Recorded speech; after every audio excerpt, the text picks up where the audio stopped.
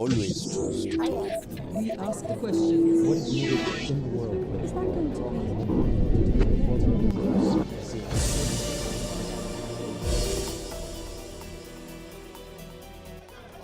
In a move that shocked Iranians and many in the international community, Iran's former president, Mahmoud Ahmadinejad, registered to run in next month's presidential election. He left office in 2013 after two four-year terms marked by his anti-Western rhetoric, and his decision to run this year went against the advice of the country's supreme leader, Ayatollah Ali Khamenei. But Ahmadinejad claimed that his registration only aimed to support the candidacy of his political ally, Hamid Baghai. Under Iran's electoral system, all submissions must be assessed by the Guardian Council. It's a cleric-dominated body that plays a central role in the country's political arena due to its judicial authority. On Thursday, April the 20th, Iranian state TV announced that the council had approved 6 candidates for the election on May 19th, including the incumbent President Hassan Rouhani. But Ahmadinejad was disqualified. In an interview recorded just a few days earlier, he called for regional unity and claimed that it is possible to run Iran better than it is now. Iran's former president, Mahmoud Ahmadinejad, talks to Al Jazeera.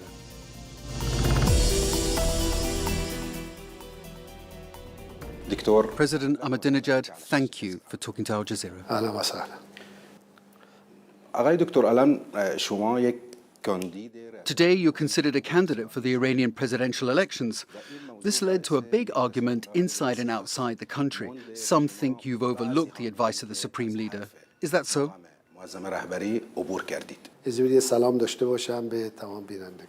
Allow me at the beginning to welcome you and the viewers and wish all good for all people, especially those who watch this interview. A lot has been said in this regard. It is true that the Supreme Leader has recommended some issues, but he did not tell me not to run, and he did not tell me either that I should run for the elections. It is obvious now that the situations have changed on the international and regional levels.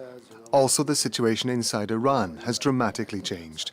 For me, in order to support my brother, Mr. Hamid Baghai, I announced my registration as a candidate for the presidential elections. We all have to face the challenges in our society, and this is what Prophet Muhammad has urged us to do when he said that every senior member of a group had to carefully and wisely take care of his group. No one can turn a blind eye to these changes in our society.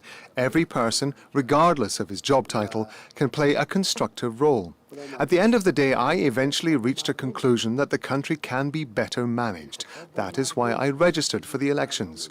Of course, the people has the final say and will decide the best choice, which everyone must accept. We all know voting is the people's right, and all the candidates have to go through Iran's Assembly of Experts and Expediency Council. Now, you have to be supported in this presidential race or your registration will be rejected. What if your registration actually gets rejected? I can't see any reason to reject the eligibility of my registration or the registration of Mr. Baghai. What will be the reason for such rejection, especially in the absence of any evidence?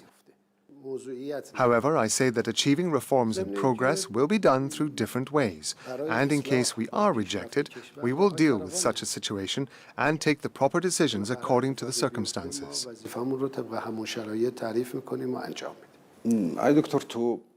You have a pending case in the judiciary. This file is still open, according to the spokesman for the judiciary. Do you think this will lead to the rejection of your registration? I do not see any connection between both matters. Most people in Iran have judicial files. It is that easy for anyone to claim anything against you to open a file and start a case for you in the judiciary. This is not convincing evidence to prove anything. I think what has been said by the judiciary spokesman was inappropriate and inaccurate. You were president of the country for a good period of time. Those who are interested in the Iranian presidential elections are asking about the new approach that Ahmadinejad will offer the people after being a president for 2 terms. In the fields of economics, politics and social issues, what's new in your agenda?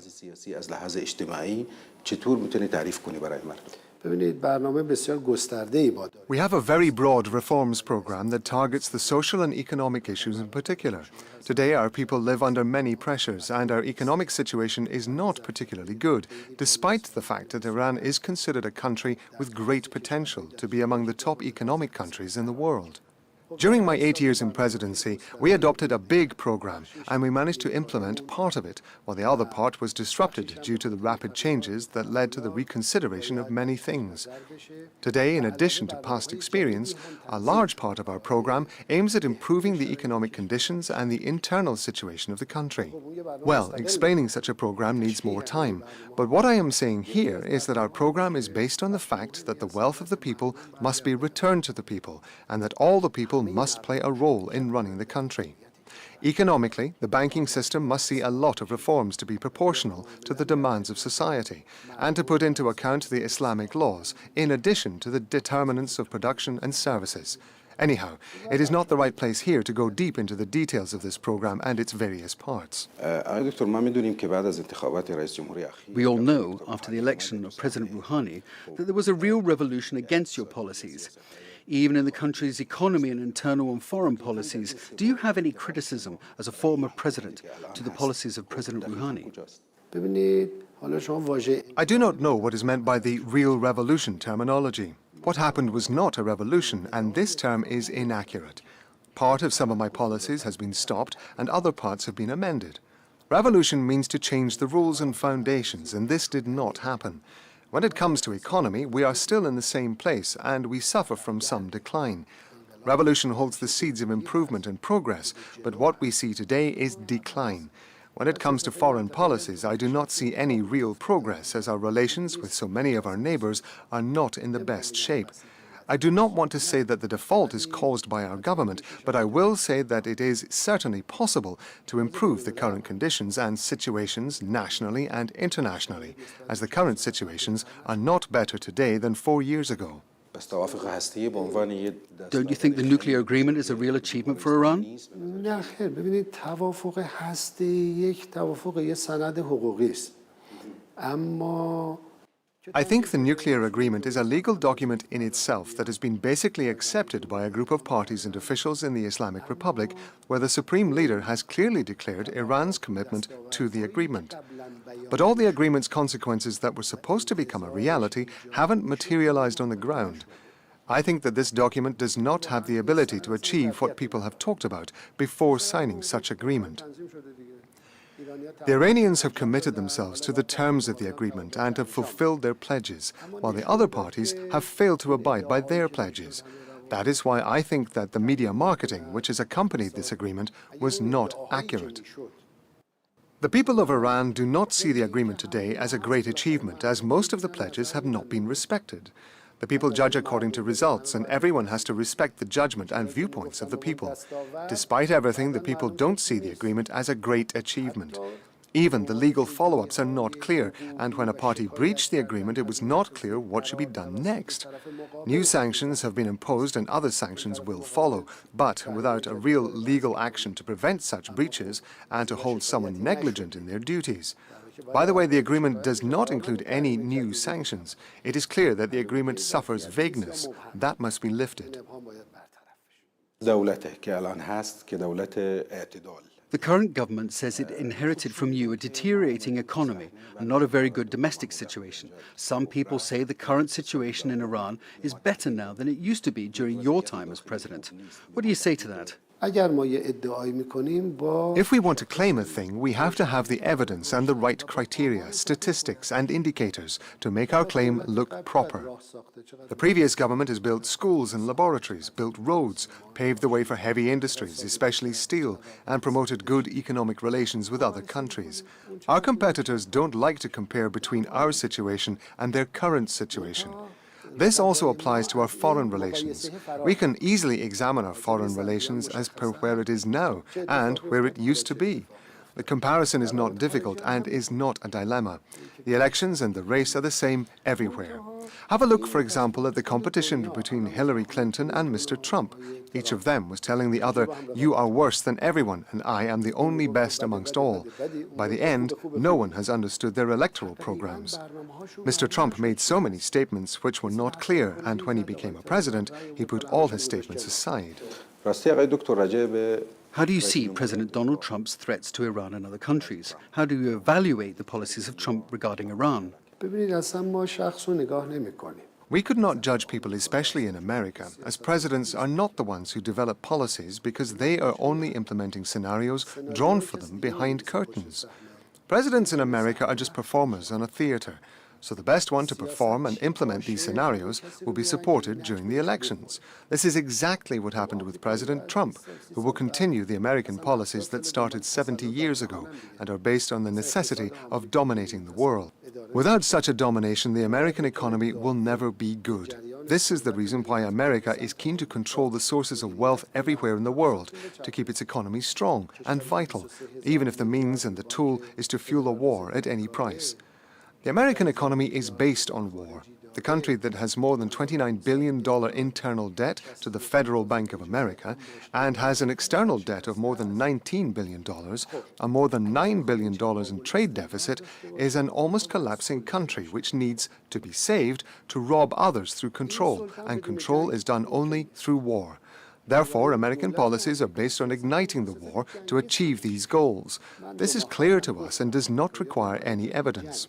I told you that America is looking for wars in East and West Asia, and in Syria and everywhere. They only look for war regardless of whoever sits in Washington. It is a rule that keeps the wheel of U.S. economy running. Wars are the only means to keep the economy and life of America. I addressed Mr. Trump via a message that there is another, better way for everyone through depending and relying mainly on the American wealth. America is a great country with great potential of waters, rivers, seas, forests, industries, wealth, mines, etc. All that is needed is more patient and consistent internal efforts by the government there to internally develop the U.S. economy. This is much better than launching wars, killing people. But Trump prefers the easy way, which is war. There are in more than one place, and there are efforts being made to sabotage the economies of countries such as China, Japan, and South Korea, in order to give the American economy a good chance of success. We also see how Syria is being sabotaged, and we see calls for dividing Saudi Arabia into 6 states, dividing Turkey, and dividing Iraq into 3 countries. We also see calls for weakening Iran and destroying Egypt. All this for the sake of America and the American economy. This is very bad. This is wrong policy that will not lead to results. Mr. Bush came and he did the same thing and finally got a 10 out of 100. Then Obama came and did the same and got 2 out of 10. And now Trump is walking on the same road, and I think he will not even get 0. His results will be evaluated at a rate below 0. حالا آقای ترامپ اومده میخواد 2 بگیره 0 هم نمیگیره. آقای دکتر نظر شما راجع به سیاست خارجی دولت حالی؟ Compared to American foreign policies, how do you evaluate President Rouhani's foreign policy from a theoretical and practical viewpoint? هم سعودی باید سیاست رو تغییر بده. Every country, including Saudi Arabia, Turkey, Qatar, Kuwait, United Arab Emirates, Bahrain and Iran, Oman, Syria and Iraq, should change their policies. We should cooperate with each other. The question is why we fight each other, and is there any real reason for all this? It is a war imposed on us all from outside. The war has weakened and looted the wealth of the peoples of the region. This is very bad. I am not urging to fight those who have imposed this war on us, but we should do the minimum to stop war amongst us. What is required today is a serious call for dialogue, peace and understanding, according to our common interests, and they are many. What can justify wasting the wealth of regions' peoples to ignite wars against peoples of the region? This is very bad. I think the region's enemies must be very happy by now because the war is going on here in our region as a direct result of all Mr. Obama's duplicities, in addition to some regional leaders who have not yet realized what is going on in the region. The question is why we are fighting each other. In the end, the people have the right to elect who they want to become their ruler. Thus, the war here is meaningless, and we should realize who is going to benefit from it, as this is an important issue. There should be dialogue, and all should feel ashamed and put weapons aside. America attacked Syria a few days ago, and still fights are ongoing there. In the end, who are killed? Women, children, and people are killed. What did these people do to be killed? بنظر شما الان تو سوریه In your personal point of view, what should countries of the region do to sort out the Syrian crisis, which has turned into a little hell? کاملا درست.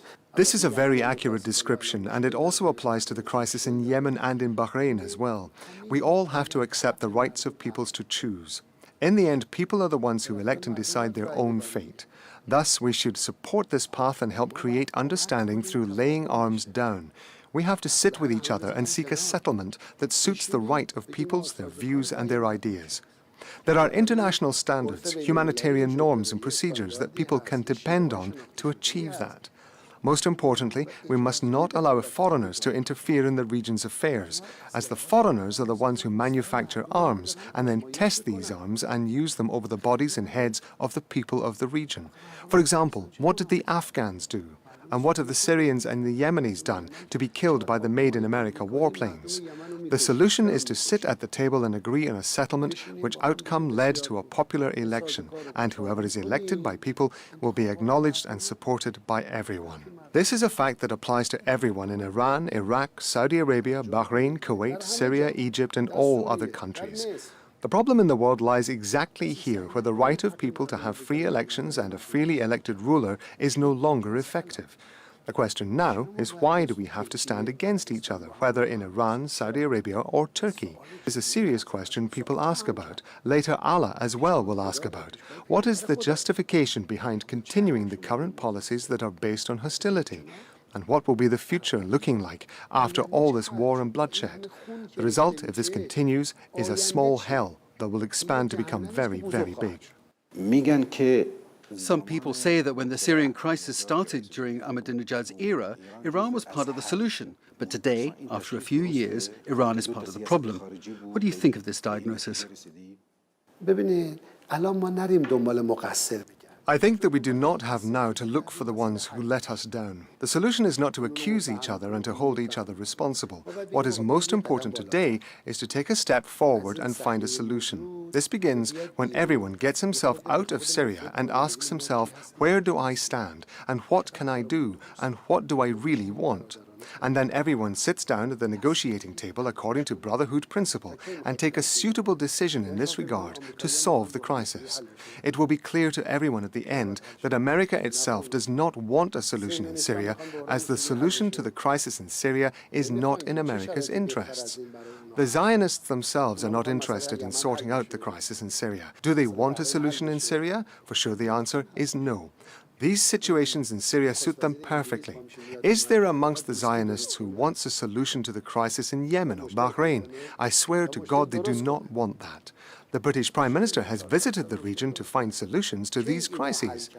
But of course, she only wants to stir up more crises. And the question is, what was the crisis that they managed to solve before? The answer is nothing, as they are only making crises.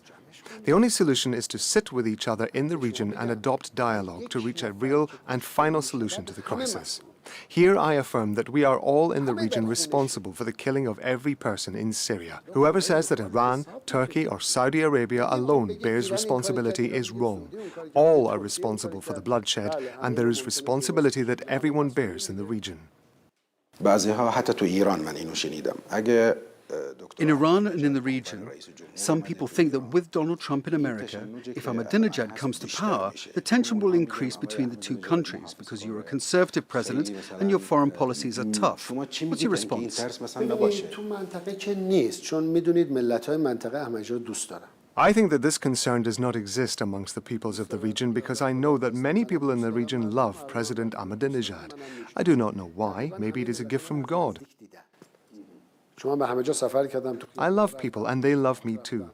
I have seen these peoples very closely as I've traveled to several countries and walked in their streets.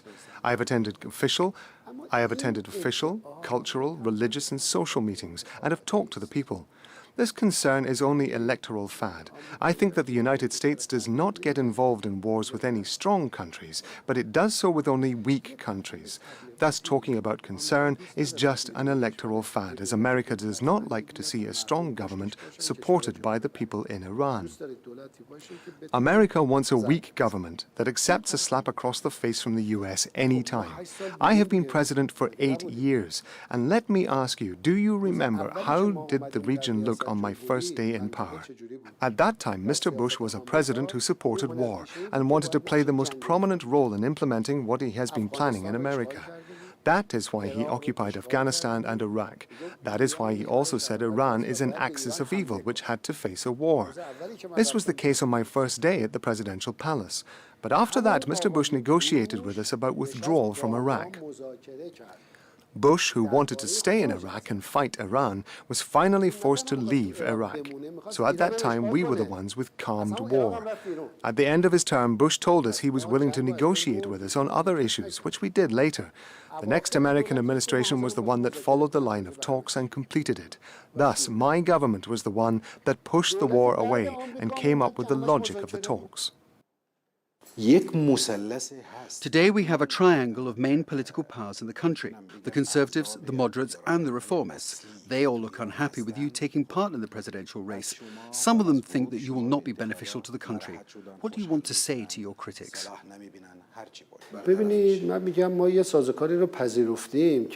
There are rules that govern all of us, and the most important of which is that any person winning confidence and voices of the people will be the president. No one can claim that he is concerned about the people's duty to elect those who fit for the job. Everyone has to respect the choice of the people. No one can claim that he is more thoughtful and he is superior than the people. Indeed, this is the problem that the world is suffering today, because there are individuals in some countries who consider themselves better than their own people, and this is a misconception that I do not accept at all. I'm a person like all other persons who can put forward his thoughts and programs, and others will do the same thing with all freedom and fairness away from immorality. During my term as president, I allowed everyone to join the cabinet. The government included conservatives, reformists and moderates. All of them were in the government, and I think it was the only government that has included all the political spectrum. But more than that, all the movements were represented in the government and in the opposition. This was indeed striking. I could not tell a person that he does not have the right to run for elections. Everyone is free to present his programs, and I know that some do not like Ahmadinejad and his political approach. It is okay for me, and I still don't hate anyone. In one sentence, what's your motto in the race? Our motto is justice, fraternity, compassion, development and prosperity. Long live Iran. دكتور أحمدي نجاد أشكرك على هذا. President Ahmadinejad, thank you very much for talking to Al Jazeera.